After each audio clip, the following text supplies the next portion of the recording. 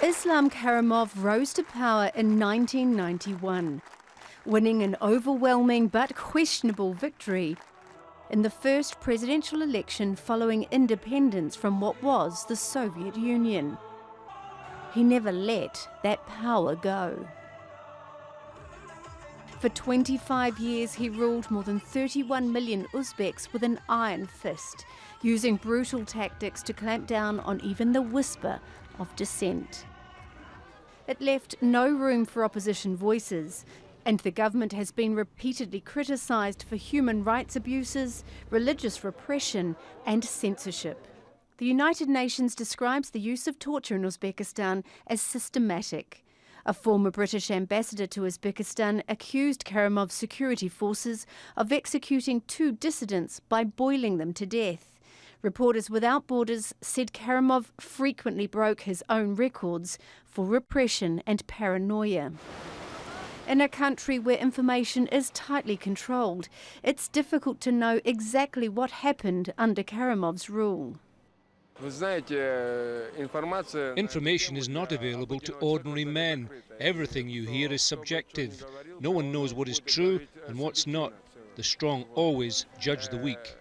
But there's little doubt Karimov ordered troops to put down an uprising in the eastern city of Andijan when he faced unprecedented public protests 11 years ago. And he showed disdain for any alternative view. They took up arms and attacked the prison, releasing prisoners including murderers and terrorists. Then they came out on the streets and seized a government building, and afterwards they hold a so-called peaceful demonstration. Tell me, please, esteemed journalists, can you really believe this is true? Officially, more than 30 troops and at least 130 so-called terrorists were killed. Unofficially, the number is 700, many of them civilians, some reportedly summarily executed by security forces. There were international protests, relations with the United States and the European Union soured.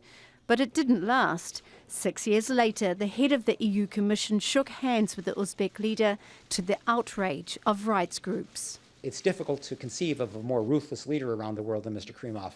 For him to be received warmly by Mr. Moroso is, in a sense, a culmination of this gradual capitulation to Uzbekistan and the ignoring of the principles that at one point stood behind the EU's firm response to the Andijan massacre.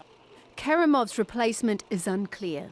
He has no obvious successor because of family infighting. His elder daughter has been under house arrest for the past 2 years since she criticised officials and family members on Twitter. Uzbekistan has never held an election judged free and fair by international monitors. His death leaves a political vacuum, an opportunity for some, a potential crisis for others.